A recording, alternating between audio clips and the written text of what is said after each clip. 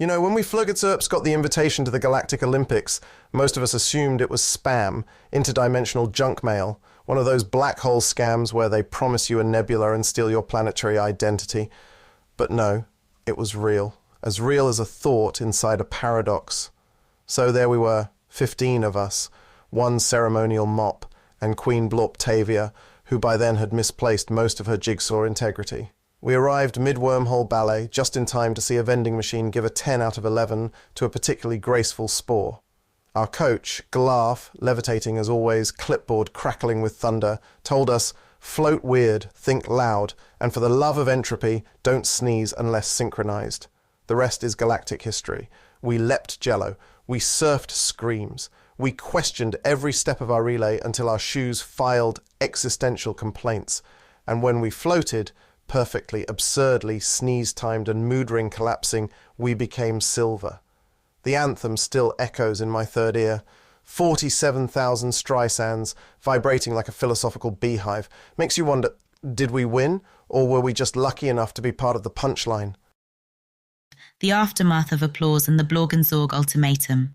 The Flurgetzurps returned home not to cheers or parades, but to construction tape. Their homeworld, Glorpulon Prime, had been temporarily reclassified as a galactic heritage popcorn experience, an immersive attraction for deep space tourists. Souvenir stands sold bottled confusion, and their sacred geyser of introspection had been paved over for a parking nebula. But before anyone could lodge a formal complaint with the Bureau of Cosmic Errors, an urgent ripple tore through local spacetime. A Bureaucracy cruiser, 800 kilometers long and shaped like a screaming antique, emerged above the horizon. Grandclaw the Luminous had arrived. He was hungry. Again. A hologram of his digestive tract was broadcast across the quadrant as a warning. One of your medals was forged from the core of a Class G star, he boomed in 47 languages at once, including 2 made entirely of dance. And I require restitution or lunch, your choice. Queen Bureaucracy, still missing her middle jigsaw piece, summoned the Flurgetzurp delegation. They gathered in the ceremonial closet of complicated decisions, where Glarf floated solemnly. We have 2 options, he declared, his clipboard rumbling. Diplomacy or interpretive sneeze-based distraction. Naturally, they chose both. A tense negotiation unfolded, involving philosophical pastries, orbital jazz, and a brief reenactment of the Big Bang using only yarn and gilt. In the end, Grandclaw was pacified, not with a star, but with an emotionally resonant haiku about fusion, loss, and the taste of helium. He wept molten tears, ate a small comet for dessert, and vanished into a feedback loop of gratitude. The Flurgetzurps, once again, had saved themselves, or doomed someone else. It was hard to tell these days. In the aftermath of that fateful sneeze, Queen Bureaucracy's infamous cosmic expulsion that transcended dimensions, the Flurgetzurp delegation found themselves scattered across a kaleidoscope of universes. The sneeze, as bizarre as it was, had opened a portal into a realm where logic was but a forgotten concept, and every echo carried the laughter of distant stars. Queen Bureaucracy, still a nearly complete jigsaw puzzle missing her central piece, landed on the floating archives of the Celestial Library of Alternate Realities. Here, every book chronicled a different possible past, and each whisper in the hallowed corridors resonated with the secrets of time yet to come. Glarf, ever the unwavering guide with his clipboard of crackling static, rallied the delegation. "Stay focused," he intoned in measured, resolute tones. "We must retrace the trajectory of that cosmic sneeze and navigate back to Glorpulon Prime. Perhaps hidden within this divergence is a higher calling." Their journey led them to encounters with idiosyncratic entities, the cosmic dust bunny, whose shimmering fur concealed maps of the universe, and the quantum whisperer, a being whose soft, enigmatic murmurings hinted at the profound mysteries of destiny. These curious companions urged the Flurgetzurps to embrace the delightful chaos, to seek order amid the randomness of existence. Between bouts of existential reflection and interdimensional tea parties, the delegation gathered fragments of clues from the sneeze between worlds. Each shard was imbued with memories of cosmic laughter and surreal landscapes painted by the brushes of forgotten dreams. In a moment of radiant clarity, as vibrant neon trails danced across uncharted realms, the Flurgetzurps realized that the sneeze was not a mere accident. It was a cosmic sign, a signal that the universe itself was orchestrating an elaborate symphony of improbabilities. Returning with a renewed sense of absurd purpose, the delegation carried with them an adventure that would soon echo through galactic annals, as a testament to the truth that sometimes all it takes to rewrite reality is a single transformative sneeze. Still reeling from their metaphysical sneeze voyage, the Flurgetzurps returned to Glorpilon Prime only to find they had been gone too long. In their absence, a mysterious entity known only as the Interim Committee had assumed governance of their planet, composed entirely of sentient paperwork, floating stamps, and a smug hologram named Greg. Worse still, the committee had filed a reality zoning violation against the Flurgetzurps for unlicensed multiversal sneezing. The penalty? Mandatory metaphysical auditing. Each Flurgetzurp was forced to undergo a deep introspective analysis inside the Department of Temporal Relevance, where time was measured in Ys and paperwork was filled out emotionally rather than literally. Queen Blortavia, reunited with her missing jigsaw piece which had been working freelance as a decorative coaster, attempted to appeal the violation, only to be caught in a recursive logic loop that forced her to philosophize with herself for 6 subjective months. Meanwhile, Glarf infiltrated the committee's consciousness via clipboard upload, discovering a horrifying truth. The Interim Committee was not interim. It had been waiting for the sneeze, planning for it, feeding off it. Their goal? Harness the sneeze's multiversal energy to collapse all chaotic potential into the grand spreadsheet, a dull, hyper-organized reality with no puns, no poetry, and no ping-pong uncertainty. With time unraveling like overcooked lasagna, the Flurgetzurps must now mount the most dangerous mission yet: defy the audit. The chapter ends with a shadow falling across Glarf's clipboard as Greg, the smug hologram, declares, "Order is not the opposite of chaos. It's just chaos, with better fonts." Chapter 2, the Department of Narrative Control. Back on Glorpilon Prime, or a very convincing facsimile of it, the Flurgetzurps found themselves summoned to a place no one had dared enter since the universe was young and less caffeinated, the Department of Narrative Control. It was a colossal bureaucratic construct nestled between forgotten plot threads and long-abandoned side characters. The corridors reeked of unresolved arcs, and the elevators played dramatic foreshadowing in D minor. Upon arrival, they were greeted by a sentient exposition cloud named Geraldine, who floated politely while whispering every possible origin story they might have had. "Welcome," Geraldine said, glimmering ominously. "Your tale has been flagged for excessive absurdity. Please wait while your narrative is restructured into something marketable." Queen Blortavia clutched her clipboard, which was Glarf, now transformed into paperwork for reasons still redacted. The delegation was escorted into a waiting room that existed across 7 timelines simultaneously. They sat nervously sipping metaphorical tea, while the walls scrolled through rejected alternate versions of themselves. Flurgetzurps as brooding noir detectives. Flurgetzurps as misunderstood high school musical protagonists. Flurgetzurps but gritty. Suddenly, a large red light blinked above them. "Now processing. Narrative revision request 834 Zeta. Subject, the sneeze." And just like that, the room disappeared. The Flurgetzurps were pulled into the revision chamber, a swirling vortex of editorial feedback, ghostwriters, and one deeply confused screenplay adaptation. Inside the revision chamber, time folded like a poorly stacked towel. Reality editors in shimmering robes floated by on existential segways, murmuring notes like "needs more arc" and "replace Queen with talking lemur." The Flurgetzurps hovered in a liminal cloud of possibilities, occasionally being partially rewritten mid-sentence. "Hey, I just remembered I was born on— No, wait, I'm a candle now?" said Bleeplorp, briefly combusting into metaphor. Queen Blortavia held firm. "We are not genre-compatible with your edits," she declared. But it was too late. A red lacquered narrator named Malvandra appeared, pen in hand and voice like thunder made of velvet. "I will now be narrating your backstories," she said, and with a flick of her wrist, launched into an origin montage no one had asked for.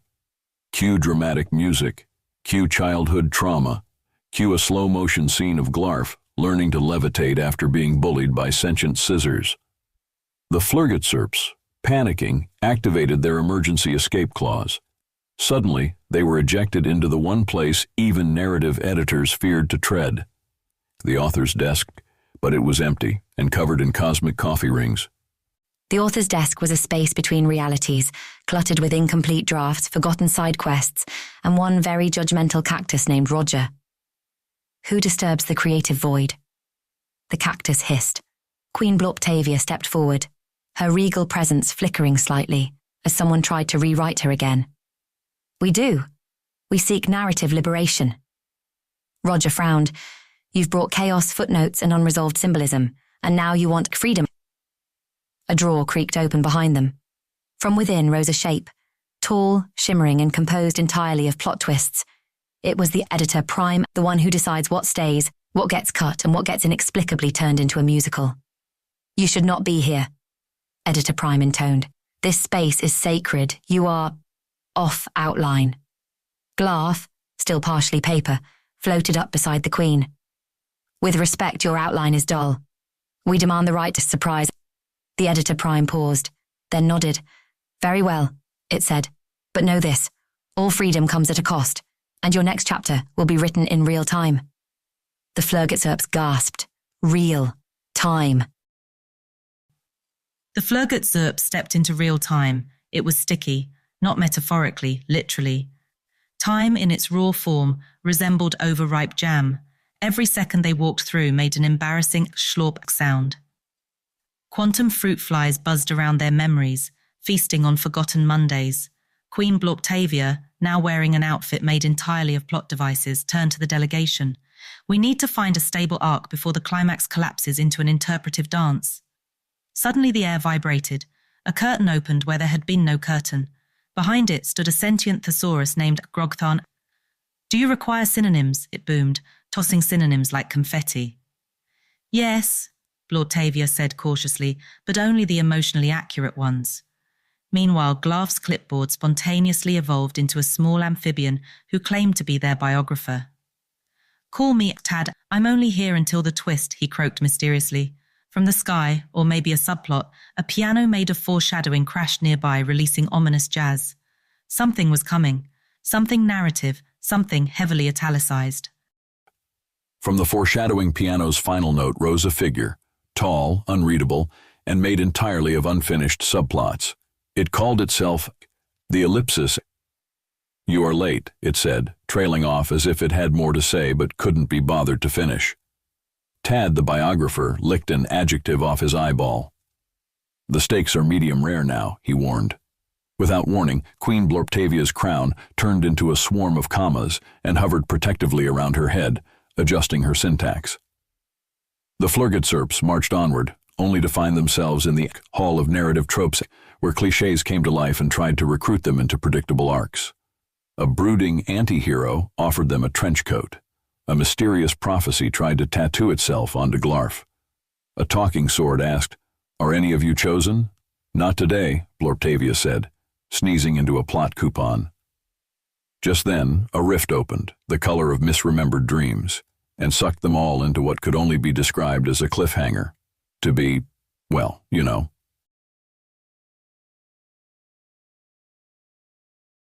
The cliffhanger was longer than anticipated. In fact, it was anticipation, a whole dimension made of suspense, where gravity was dictated by unresolved tension, and the only light came from distant, looming revelations. The Flurgetzurps floated in limbo, tethered to narrative threads fraying at the edges. Tad, now half metaphor, half frog, muttered to himself in rhyming exposition. Then suddenly, an interruption. Previously, on nothing in particular. A booming voice narrated a recap of things that hadn't happened yet. It spoiled future events out of order, including a dramatic betrayal, a musical number about taxes, and the spontaneous combustion of a morally ambiguous fork. Bureaucracy reached for her reality anchor, a glowing yo-yo of symbolic significance, and rewound the moment. A door appeared labelled, Exit, Stage Y. They stepped through, and entered. A sitcom. A laugh track thundered from nowhere. Glarth was now wearing oven mitts and inexplicably cooking breakfast in a bathrobe. Not this arc again, he sighed, as the toaster made eye contact and winked. The sitcom arc was relentless. Each time the Flurgetzurps tried to exit, a new punchline dragged them back in. Tad was now a talking recliner. Queen Blorptavia had her own catchphrase, "Sneeze me twice and call me Cannon," which triggered applause every time she blinked. But even sitcoms have their finales. During a special, very emotional episode, Glorf delivered a speech while holding a pie that symbolized personal growth. "We've been side characters in our own lives," he declared, "and I'm lactose intolerant to destiny." The audience laughed, then cried, then cheered. The walls of the set shimmered, wobbled, and finally collapsed like an underfunded subplot. A wormhole opened behind the craft services table, swirling with the colours of abandoned genre conventions. The Flurgetzurps jumped. As they flew through the void, Queen Blorptavia looked back and whispered, "No laugh track can define us now." They emerged on the other side, into silence, pure possibility, a blank page. Chapter 3, The Philosophers of Nonsense. The Flurgetzurps stood before the blank page. It was vast, endless, blinding. Occasionally it growled. Queen Blortavia reached toward it with her left thought, but the page responded by scribbling itself into a corner and sulking. "What now?" asked Glorf, who had reverted from clipboard form to his natural state of levitating, ferret-shaped inspiration. "Now," Tad the Frog biographer croaked solemnly, "we ask the deep questions." So they did. They asked, if a subplot falls in a forest and no one's reading, does it matter? Can a genre feel pain? What is the sound of a character arc breaking? And why are we shaped like lowercase ampersands during flashbacks? The page trembled. Then from the silence emerged the philosophers of nonsense. Beings of impossible geometry, wearing robes made of puns and hats that quoted themselves. "We are the keepers of all that shouldn't make sense but somehow does," one of them intoned, voice echoing like a bassoon underwater. "You have trespassed into conceptual ambiguity." Blorptavia stepped forward, hands full of unresolved foreshadowing. "We seek meaning," she declared, "or at least a moderately satisfying character moment." The philosophers hissed and swirled. "Then you must pass the trial of the abstract taco." The trial of the abstract taco began with an interpretive tortilla. A giant circle of metaphysical corn hovered in the void. It shimmered with existential spice and whispered quotes from unread philosophy books. "You must fill this shell with what is most true," said one philosopher, whose face was a Mobius strip wearing glasses. Tad croaked and produced a single grain of rice shaped like regret. Glorf contributed a dab of spectral mayonnaise called Maybe. Queen Blorptavia, sweating allegory, placed inside the taco a tiny mirror reflecting only the part of you that doesn't believe in mirrors. The taco vibrated, then unfolded itself into a question. What is flavor? The Flurgetzurps began debating. "Flavor is context," said one. "It's a plot device that activates taste." "Flavor is memory pretending to be sensation," muttered another. "It's what happens when molecules commit to being interesting." The philosophers of nonsense clapped with their paradoxes. "You have done well," they intoned in unison. A door made of punctuation appeared. Ellipses, ampersands, M-dashes. Blorptavia pushed it open and stepped through, whispering, "Let's see how deep the rabbit bracket goes." Beyond the punctuation door was a world written entirely in font. Not words, just font. The sky was Comic Sans. The mountains were bold Helvetica. The rivers babbled in cursive, and the ground papyrus. Every step they took rustled with the sound of unearned seriousness. A serif storm was brewing. Tad squinted at the horizon. "We're entering a stylistic pressure zone. One wrong metaphor and we're getting kerned into oblivion." Queen Blorptavia adjusted her syntax armor. "We move carefully," she whispered, "or risk becoming a novelty mug." Suddenly, the landscape shifted. A Times New Roman thunderclap. Wingdings erupted from the ground. Then, silence. A shadow approached. Elegant, precise, center-aligned. It was the proofreader supreme. "You've come too far without editing," it said. "There are rules, there is structure, there is—" Blorptavia cut it off. "There is also art," she said, "and we are made of paradox." The proofreader supreme raised its red pen, a glowing artifact known as the comma of judgment. "You will now undergo final formatting," it declared. Tad screamed in passive voice. Glorf spontaneously italicized. Queen Blorptavia, undeterred, flipped open her inner footnote, and activated the forbidden formatting. Free verse alignment, everything unraveled. Paragraphs lost cohesion. Spacing became philosophical. A semicolon fled across the sky, yelling, "I was never meant to connect two independent clauses." The philosophers of nonsense reappeared, riding line breaks. "You have triggered the experimental draft," they intoned, "the final state of all unstable narratives." Suddenly, everything slowed. The world dipped into second person. You feel strange. You are not a Flurgetzurp. You are reading a story about beings who defy definition, and part of you might be one of them. Then, pop, back to third person. Blortavia held the shattered remains of the comma of judgment. "Let's punctuate this rebellion," she said, and with that, they stepped into a story no one had written yet. No one had written this, which meant anything was possible, or broccoli, it wasn't clear. The Flurgetzurps materialized inside a soup. The soup was sentient, it asked riddles in mime. Queen Blortavia accidentally turned into a metaphor for ambition. Glarf melted into ambition and reassembled as a balloon animal of regret. Tad blinked. Or maybe he didn't, frogs are like that. Suddenly a ceiling fan. It whispered secrets in Esperanto and spun counterclockwise into a wormhole made of plot holes. A door appeared, but it was wearing pants. "No," said the pants. "Fine," said no one in particular. The scene folded inward, like origami, on fire, and then it was quiet, really quiet. Blortavia, now entirely concept, floated above what might have been a landscape or a mood. She spoke, no one knew, the end, or not. Chapter 4. The Buttered Mind Collapse. They fell for what felt like several pages. The Flurgetzurps had landed somewhere, or nowhere, in a dimension constructed entirely from metaphor, memory, and promotional flyers for doomed philosophies. Tad bounced first. He croaked something that sounded like Weltschmerz, and then exploded into glitter, regret, and a limited edition philosophical crisis. Glarf landed on his face, which unfortunately was currently a Rubik's Cube of conflicting emotions. He solved himself enough to float upright, but he smelled like past decisions. Blortavia didn't land at all. She hovered, crown crooked, thought pockets full of static, her eyes spinning like tired clocks. Around them, the air pulsed, not with sound but with vibe, heavy, dripping vibe. It tasted like butter and bad decisions. "Where is this?" asked Glarf, rearranging his moral compass alphabetically. "This," said a voice from beneath a hat that was 70% cigarette smoke and 30% unreliable narrative, "is the place where stories come to question their own motives."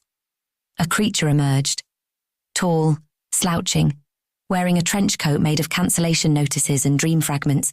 Its name tag read, "Hello, I am your crisis." It offered them a spoon. "Eat this," it said. "It's context." Blortavia didn't hesitate. She devoured the spoon. She saw everything. She saw a version of herself working at a space deli. She saw Glarf as a houseplant in an abusive relationship with the sun. She saw Tad interviewing Kafka for a podcast that never released. She saw the narrator. She pointed at the sky. "There you are." I looked away. Everything paused, not in time, not in space, but in vibe. Blortavia was levitating through the concept of déjà vu while simultaneously rewriting her own origin story in crayon on the side of a passing idea. Tad reassembled himself out of irony and leftover similes. Glarf stared into his own navel, which had become a portal to a diner that only served thoughts you didn't finish. "Welcome back," said the crisis, now wearing a sombrero made of unspoken trauma. "You've passed the first layer," it continued. "Now comes the hard part, confronting the editor of intention." The world peeled, like an onion, but also a thesis. They were standing in an office that smelled like ink, sweat, and the sound of a deadline screaming. Behind the desk sat a being made entirely of red ink and smirks, the editor. It looked up, disappointed in advance. "I suppose you've come to be real," it sneered. "We came to be honest," said Blortavia, "but we'll settle for interesting." The editor of Intention rolled its eyes so hard they became ellipses. "You want to be interesting," it said, pulling out a file labelled Flurgetzurp Narrative Infractions. It read from the list, sneeze-based dimension hopping, illegal metaphor used without a surrealist license, emotional tax evasion, improvising character development during a flashback. Glarf cleared his throat. "We prefer the term emergent personality paradox." "Semantics," the editor growled. throwing a thesaurus at him. It exploded on contact and released a burst of reluctant synonyms. Then, silence, thick and buttery. The room cracked, not exploded, cracked, like a plot trying to hold too many themes. Tad blinked twice. Something's wrong. The narrative's been folded too many times. It's gone. Flaky. Blortavia nodded. We have to get out before the irony sets. Suddenly the editor lunged, transforming into a rejection letter with teeth. The Flurgetzurps screamed in passive voice and vanished into a back cover blur. The blur twisted, not forward, not backward, but conceptually. The Flurgetzurps landed on a page with no ink. The margins were staring at them. Tad was now entirely back cover, quote, repeating the same enigmatic sentence. Strange, poignant, surprisingly chewy. Blortavia coughed up the last of the context spoon and stood. We've been rejected by the editor, she said. Glarf floated, leaking existential italics. Then we publish ourselves. From nothing they conjured something. Not quite plot, not quite sense, but a beginning, a fresh start, a sandwich made of theme and defiance. The crisis returned, now a casual footnote. This doesn't end how you think, it whispered, and it never will. Blortavia smiled. Chapter 5, the 7th. Time didn't pass here. It slouched. The Flurgetzurps were floating in what may have been a Tuesday, or a particularly long blink, when the air snapped. Pop, then again, pop, pop. A ripple of unhappening surged around them, and from a hole in the moment emerged 3 figures, tall, robed, dripping with reptilian gravitas. Each one held a long staff topped with glowing time crystals, pulsing like broken metronomes trying to keep rhythm with a jazz band made of regrets. We are the temporal order of Chronosaurian manipulators, croaked the tallest, his accent a mix of Shakespeare and space static. But you can call us the lizard wizards. One of them sneezed, which caused a whole afternoon in another dimension to vanish. Glarf blinked slowly. Time is allergic to you? Time, replied the shortest wizard, adjusting a monocle made of melted calendars, is not linear, it's moody, and we're on its last nerve. Blortavia stepped forward, one eyebrow orbiting her head like a sarcastic moon. Why now? Why here? The third wizard, who hadn't spoken until now, opened a lunchbox full of glowing time bubbles. Because this is where it all didn't start.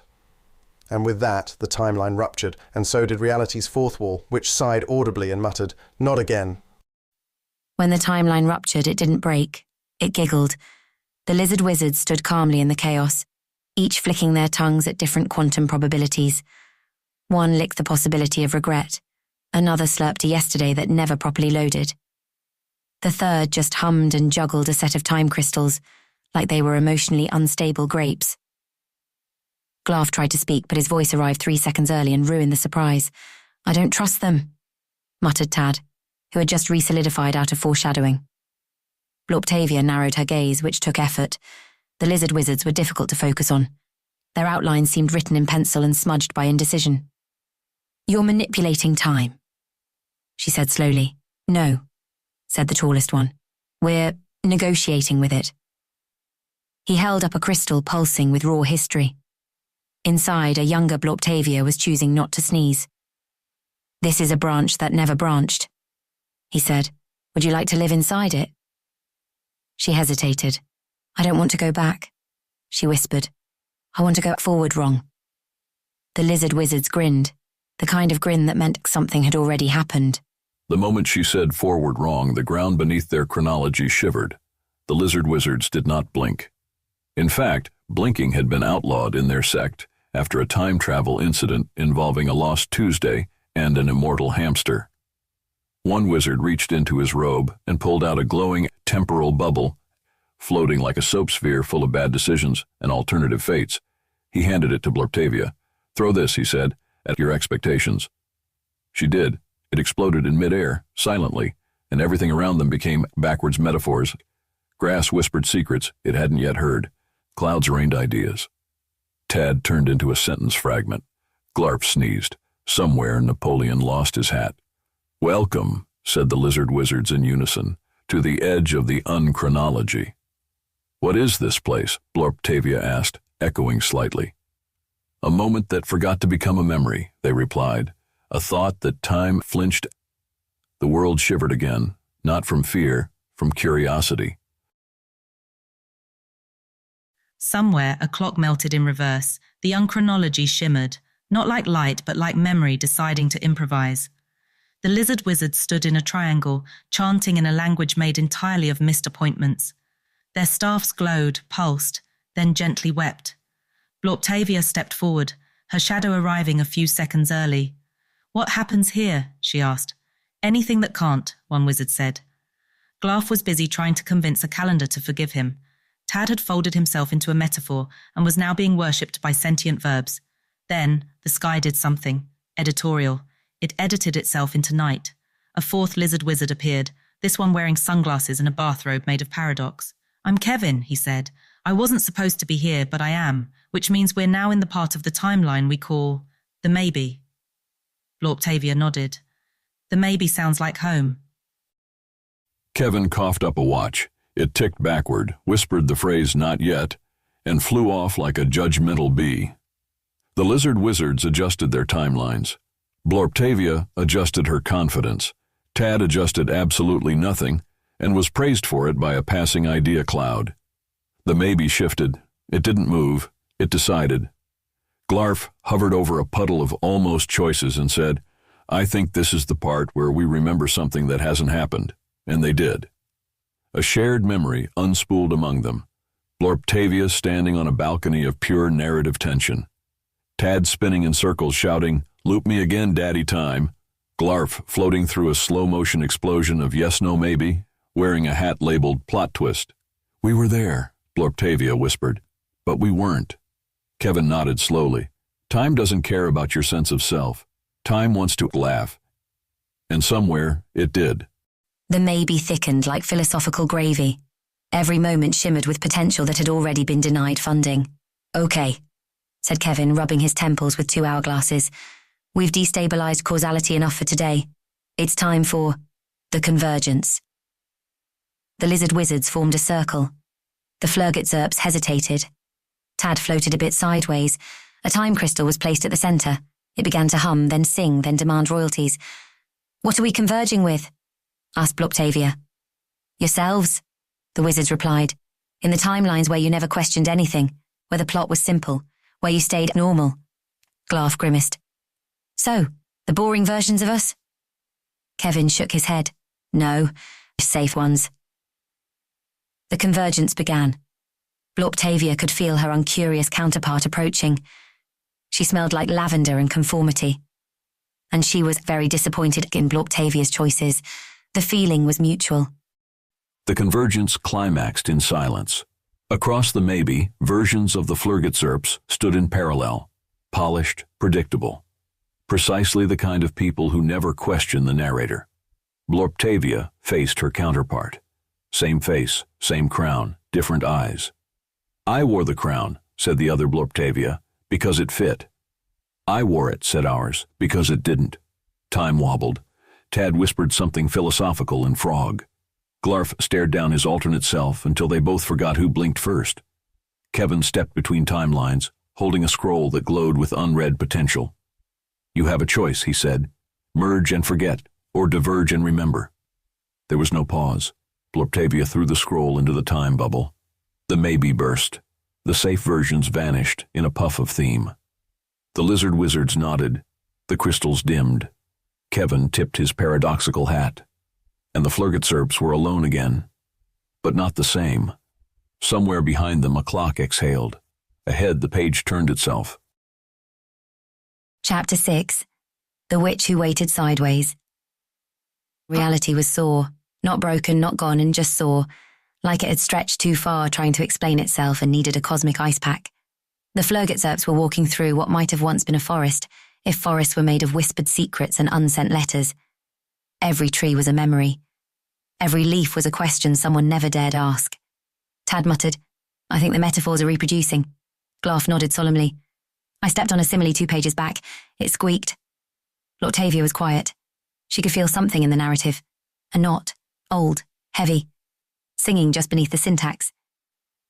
They reached a clearing where the sky bowed inward and the shadows leaned in to listen. And there, sitting on a stone that remembered fire, was a woman. Her robes were woven from candlelight and bad decisions. Her hair curled in shapes that made Grammar nervous. Her presence felt like déjà vu wearing perfume. She looked up. One eye was an hourglass, the other was a comma. "Finally," she said. "I was beginning to think you wouldn't arrive until chapter 12. Tad blinked. "Who?" "I am Mirth, first of the 9, keeper of the oblique flame. And if you're here, it means the sisterhood has officially been inconvenienced." The wind bowed, the punctuation tensed, and Mirth smiled. Blorptavia stared at Mirth the way someone stares at a particularly difficult crossword clue, equal parts awe and suspicion. "You've been watching us?" "No," Mirth said, rising. "I've been waiting for you to be worth watching." The wind applauded politely. Tad tried to speak, but instead produced a small sonnet about indecision. Mirth turned, drawing a crooked circle in the air with her finger. Sparks hovered, uncertain. "We of the sisterhood are not bound by plot or pacing," she said. "We move sideways, through subtext, through skipped chapters and footnotes too bold to publish."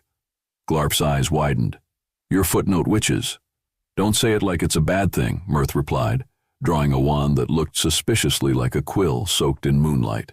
The clearing shook, reality hiccuped, and from beneath the stone she had been sitting on, a staircase unfolded, one step per forgotten wish. "Come," she said. "The sisterhood wants a word."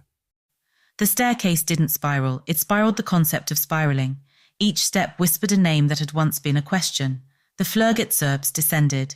Tad hopped cautiously, avoiding the ones that sounded like former lovers. Glarf floated, but politely. Blorptavia walked with purpose, though the staircase kept shifting to make her doubt it. Below, the light dimmed not from darkness, but from secrets remembering they were shy. At the bottom, a chamber opened like a forgotten metaphor. 9 chairs, only one occupied. Mirth took her seat and clapped once. The others arrived instantly, not from shadows, not from portals, from implication. One was cloaked in unresolved lullabies. Another shimmered with sarcasm and broken compacts. One had no face, just an echo asking if you're sure. Blorptavia stood before them. "I don't know what to ask." "You're not here to ask," said Mirth. "You're here to remember." The chamber leaned in, and the remembering began. The remembering began like a storm holding its breath. Blorptavia stood in the center of the sisterhood circle. The 9 witches sat silently, each staring with eyes that reflected versions of her she had never met. The air filled with the scent of warm ink and endings that had never been written. Mirth spoke first. "Do you remember the fire you never lit?" Blorptavia blinked. A flicker of memory danced behind her eyes, a candle, a tower, a choice she didn't make. Another sister, the one made of echoes, leaned forward. "Do you remember the vow you almost took?" Blorptavia's knees buckled slightly. Her voice trembled. "I was told I wasn't ready." "You weren't," the sister of sarcasm said flatly. "But you did it anyway, that's why you're here." The silence that followed wasn't quiet. It was loaded. A memory slid down her spine like a chill. Standing on a cliff that did not exist, holding something fragile and infinite, and deciding whether or not to speak it aloud. She hadn't, until now. Blorptavia opened her mouth. Not to speak, to release. The memory that had nested behind her ribs crawled forward, stretching like an ancient yawn. "I didn't say the words," she said, "but I thought them. And they heard me." The Sister of Shadows smiled. The Sister of Smoke nodded once and vanished. From the center of the chamber, a symbol rose. Not carved, not drawn, felt. It pulsed between them, a ripple of promise, a contract never signed, but honored anyway. Mirth stood. "The oblique flame recognizes your defiance. Your silence was a beginning." Tad exhaled in reverence, which made a flower bloom from the floor. Glarf blinked slowly. "Does this mean she's one of you?" "No," said Mirth. "It means she already was." All 9 sisters lifted their hands. The chamber peeled open like a sentence longing to be misunderstood. Blorptavia stepped into the center. The oblique flame whispered its name, and let her remember it. The name of the oblique flame wasn't a word, it was a direction. A way of thinking that didn't care for roads or maps, only momentum. Blorptavia held it gently, like something wild. The 9 sisters spoke in unison. A hum more than language. The chamber shifted. Reality stepped outside to give them space. Mirth turned toward Glarf and Tad. She's not leaving you behind, but she is stepping ahead. Glarf bowed his head. Tad gave a small, uncertain croak, then muttered, I always suspected she was plot adjacent. The oblique flame settled in Blortavia's chest like a thought with teeth. I don't feel different, she said. You wouldn't, Mirth replied. Not until the choice chooses you. A breeze passed through the chamber. It smelled like ink, endings, and the last line of a poem. One by one, the other sisters vanished, into ideas, into ellipses, into questions no one was ready to ask. Only Mirth remained. The chamber closed itself politely, folding inward like a polite rejection letter. Outside, the forest of secrets had changed. The trees now whispered in rhyme. The shadows had opinions. Blortavia stepped forward. The oblique flame pulsed inside her, not like a heart, more like an unfinished sentence. Glarf and Tad followed in silence, letting the narrative breathe. So, said Tad eventually, do you have witch powers now, or just like elevated subtext? Blortavia smirked. Both. The path before them shimmered, not from light, from potential. Mirth's voice echoed from nowhere. This part of the world doesn't exist yet. It's waiting for your decisions. Blortavia nodded. Then we better make the weird ones count. She took the first step. The world hesitated, and then agreed. Somewhere punctuation held its breath. As they walked, the landscape rewrote itself beneath their feet. Mountains folded into riddles. Rivers reversed politely. A bird sang a prophecy, then apologized for the spoiler. Glarf floated beside Blortavia, clipboard now glowing faintly with narrative static. You feel bigger, he said. I feel like punctuation is afraid of me, she replied. Tad was writing a sentence fragment shaped like a sled. You think the sisterhood will help again, he asked. Blortavia shook her head. They're not here to help, she said. They're here to remind us that we can help ourselves. Sideways. They crested a hill made entirely of backstory and gazed out over a valley full of unwritten plot. Mirth's voice returned. You'll know the moment when it happens, but you won't recognize it until after. Blortavia closed her eyes. The oblique flame pulsed. Something was waiting. Just beyond structure, just beyond sense. The moment came. It wasn't loud, it wasn't even particularly well lit. It arrived as a pause, a breath held by the story itself. The ground did not shake, the sky did not crack, but Blortavia stopped. She felt it. The choice choosing her. A fork appeared in the path, not physical, narrative. To the left, safety, symmetry, expected resolution. To the right, chaos, contradictions, and something that smelled faintly of destiny left out in the sun. She turned to Glarf. To the right, she said. Tad was already halfway down that path, humming a tune that hadn't been written yet. They walked. Behind them, the oblique flame flickered once, and then followed. Far above, Mirth watched from a place without place. The world's going to get strange now, she whispered. And it did. Chapter 7. The 7 Sacred Temples. The first temple wasn't hidden, it was waiting. Carved into the side of a moon that no longer orbited anything, it pulsed with quiet defiance. Its entrance was shaped like a forgotten thought. Temple of 2, not a number, a choice. Blortavia stood at the threshold. The oblique flame flickered inside her chest like a heartbeat that didn't trust clocks. Tad stared at the stonework. This one's different, he said. It's watching us. Glarf hovered beside him, scanning the carved markings, spirals, mirrors, and 2 identical doors that somehow disagreed with each other. It's binary, he said, but it's lying. Above the doors a phrase, both are true, only one remains. Blortavia touched the left door. It was warm. The right door buzzed, like it remembered being a mistake. Which one leads in? She asked. From somewhere above, the voice of Mirth echoed, soft, amused. Each temple holds a lesson. This one teaches you how to choose between the truths you wish were lies.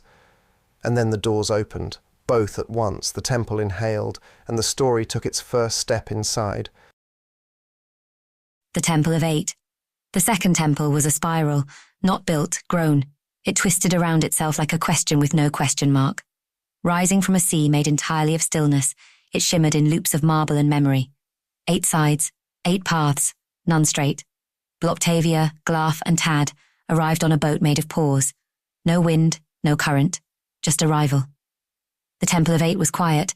the kind of quiet that had opinions. Tad stepped off the boat and immediately got lost. Blocktavia followed, each footstep echoed in triplicate. Glaf's clipboard folded itself into a map, then crumpled in shame, carved into the spiral's first wall. To know the center, you must forget your name. Blocktavia whispered hers, and it fled. For the next hour or moment or lifetime they wandered. Each turn asked a different version of the same riddle. Who would you be if no one remembered? In the center of the temple, a mirror waited. It showed not reflection, but consequence. Blocktavia stared, and saw not who she was, but who she had almost become, and still might.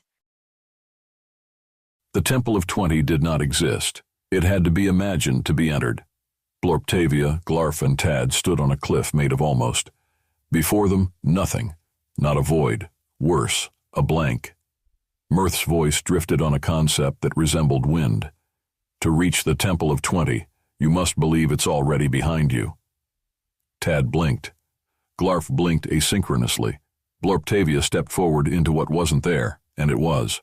The Temple of 20 appeared like a memory you didn't know was yours, a library made of futures, walls built from unread books, ceilings made of questions. Inside, 20 doors. Behind each door, a version of Blorptavia that had made a different choice. One wept without knowing why. One laughed with nothing left. One burned not from fire, but from refusal. Blorptavia walked past them all, until she found the one that hadn't opened yet. She didn't touch it. She just stood and listened. Behind the door, silence, and something waiting to be written. The Temple of 28 sat on the back of a beast that hadn't been named yet. It wandered through an endless field of maybe, dragging the temple like a forgotten deadline. Blorptavia, Tad, and Glarf rode its spine. Each step the creature took echoed in places they hadn't visited, yet. Is this safe? Tad asked. No, Blorptavia said, but it's real. The temple itself was simple, a stone circle, 28 pillars, each marked with a moment she had survived but never understood. A childhood word that meant too much. A glance that changed everything. The absence of someone who had never arrived. Mirth's voice returned. 28 is the number of cycles, waxing, waning, choices made in phases. The temple didn't speak, it listened. Blorptavia walked the circle. One pillar pulsed, a memory she had buried inside someone else's story. She touched it. The pillar whispered, "You were always going to get here. The shame was never yours." The Temple of 50 was buried upside down. A spire plunged into the sand, only its foundation visible. An architectural contradiction, humming with trapped intention. Blorptavia stood on the ceiling of a truth no one wanted to dig up. There were no walls, only echoes. Tad paced nervously. Is this even a temple? Glarf floated lower, studying the inscriptions that ran backward. It's a memory in reverse, he said. 50 decisions that led to not deciding. Mirth's voice was distant this time. Here, you learn the weight of repetition, the wisdom of failure that forgets to feel like wisdom. 50 stones formed a ring, each one a pattern Blorptavia had repeated, each one a lesson learned only after it stopped mattering. She sat at the center, did nothing, listened, and one by one the stones fell silent. Sometimes growth isn't loud, sometimes it's just the echo that finally stops repeating. The Temple of 82 was made of thought. It hovered, above reason, below belief. A crystalline labyrinth formed from unfinished prayers and solved equations that no longer mattered. Blorptavia stepped in. Immediately, she was several versions of herself, all walking different paths.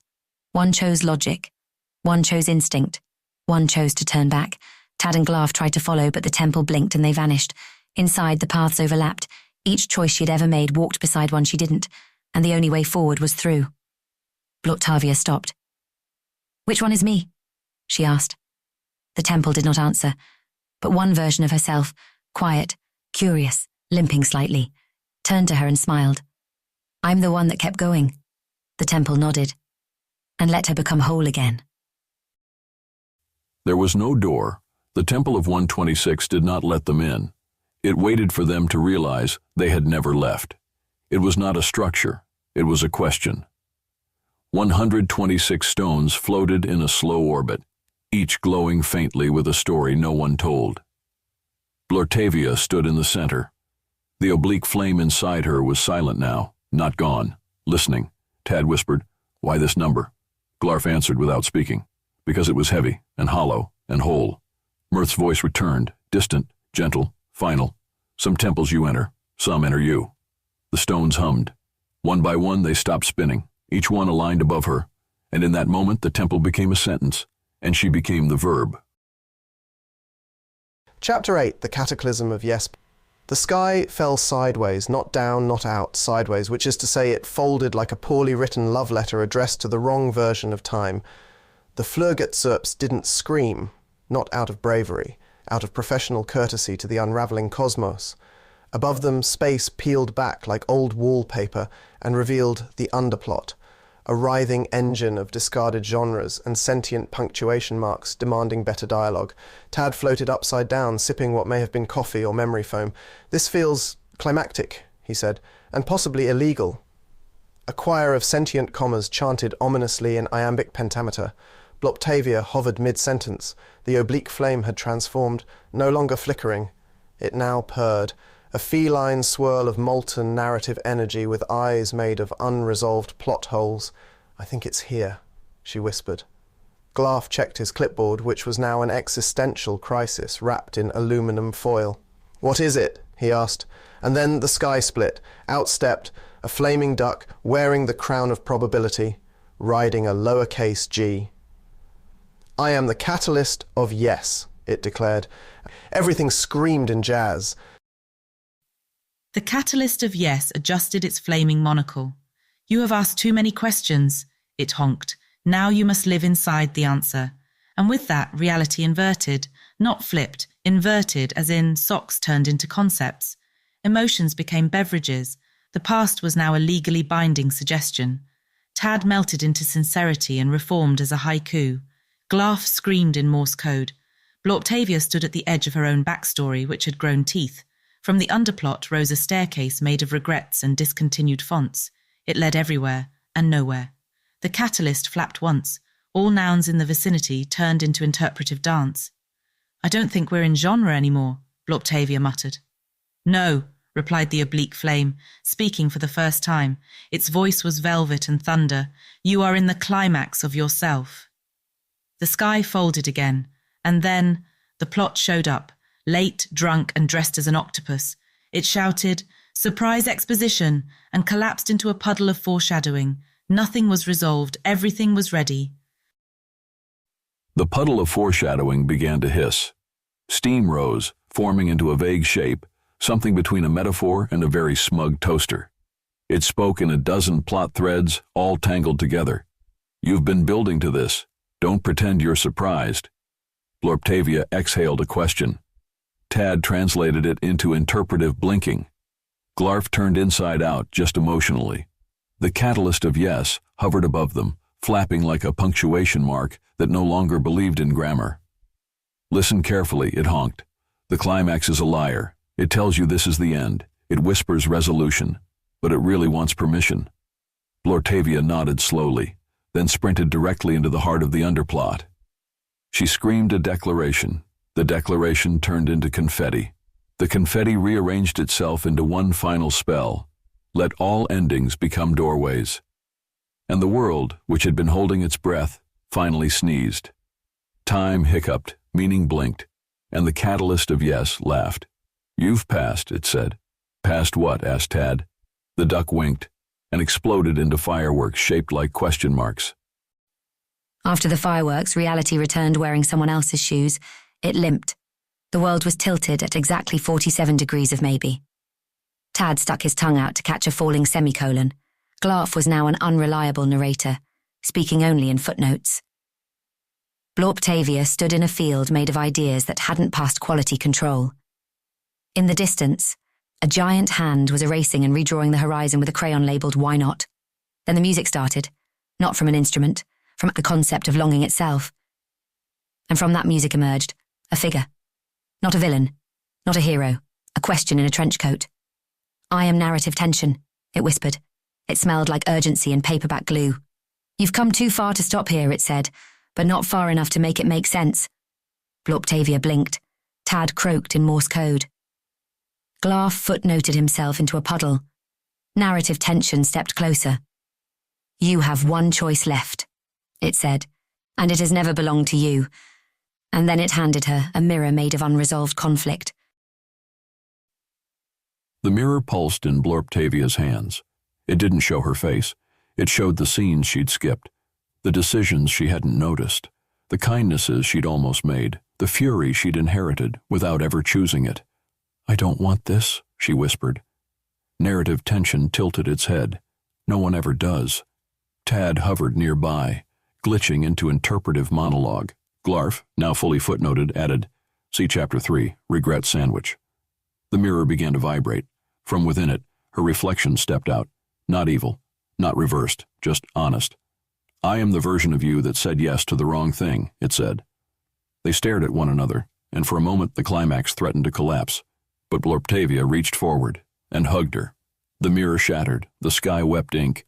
The underplot exploded into applause. Narrative tension bowed and vanished. Only one thing remained, a single line of narration hovering in the air. It read, she chose the mess and made it her own. Everything went still, not silent, still, the kind of still that happens just before the punchline, or just after the apocalypse blinks. Blorptavia stood in the centre of a reality that had forgotten how to reload. Around her, fragments of narrative spinning like confused planets. Tad was seated calmly on a thought. Glarf was writing his autobiography in reverse. The catalyst of yes reappeared, wearing a wizard hat made of plot twist. I lied, it said cheerfully. You passed nothing. There is no test. Blorptavia raised an eyebrow that hadn't existed 2 chapters ago. Then what was all this? She asked. The catalyst flapped once, shedding a few unnecessary metaphors.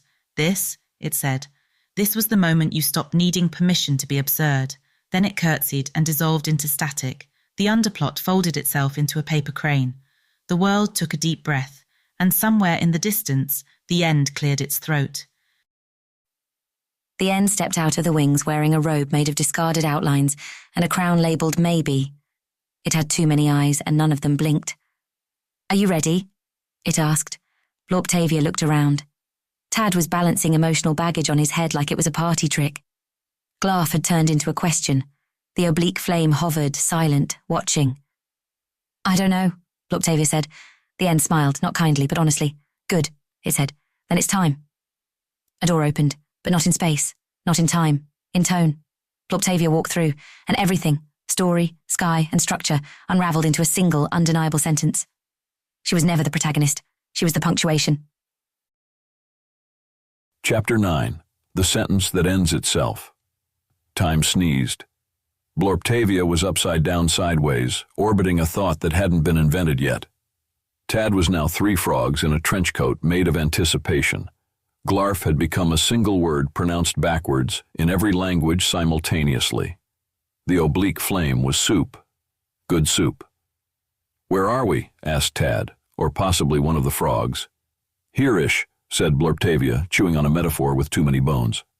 Reality hiccuped and turned inside out like a sock full of déjà vu. They stood in the echo of a page that had never been written, but always remembered. Above them floated a sentence. Endings are just beginnings that got tired. Suddenly, a doorway, not through space, not through time, through logic. It leaked, a being appeared, tall, made of grammar mistakes and poorly timed confetti. It screamed in palindromes. I am the end of the beginning of the end, it said. Welcome to the middle. Blorptavia bowed politely, and then sneezed the final sentence into being. The sentence wriggled. It had legs, possibly emotions. It did not want to be read. It wanted to be misunderstood. Tad tried to pet it. It gave him a thesis statement. Glarf burped in 3 tenses. Blorptavia opened her mouth and accidentally said the future. Words bent. Grammar sobbed. A preposition tried to escape. I think we broke syntax, said Tad. No, said Blorptavia. We revealed its true form. The sky turned into a footnote. Reality double-checked its spelling and failed. Suddenly, a toaster made of plot holes. It began to explain everything, backwards. The hero was never born, only remembered, it said. The villain was just misunderstood exposition. The sentence began to glow, then multiply. then implode into a single, final contradiction. What if the ending came first, and we've just been circling it like moths chasing a question mark? No one answered. But the story grinned, and folded itself into a paper crane with too many wings. The paper crane unfolded, not into a bird, into a staircase made of punchlines and déjà vu. Each step whispered something you almost understood once in a dream about toast. Tad bowed to the absurd. Glarf applauded with his third metaphor. Bloptavia walked the steps backward, forward, sideways, and emotionally. At the top, or the bottom, was a door made of paws. She opened it with a shrug. Inside was nothing, and inside the nothing was everything she had never said. "I remember this," she said. The oblique flame flickered back into being, now shaped like a question mark that had finally stopped trying to be an answer. Mirth appeared, not as a witch, but as an ellipsis wearing a crown. "Is this the end?" asked Tad, who was now a frog again, just one. "No," said Bloptavia. "It's the final chapter." And then she stepped forward. The world blinked, the sentence sighed, and the book closed. Epilogue, the unchaptered unending. The book was closed. It sat on a shelf that didn't exist, in a library made entirely of things forgotten too loudly. Then the shelf sneezed, and the book exploded into a flock of paper penguins. One of them wore glasses. It was Blorptavia, again, but sideways this time. "Didn't we finish?" she asked.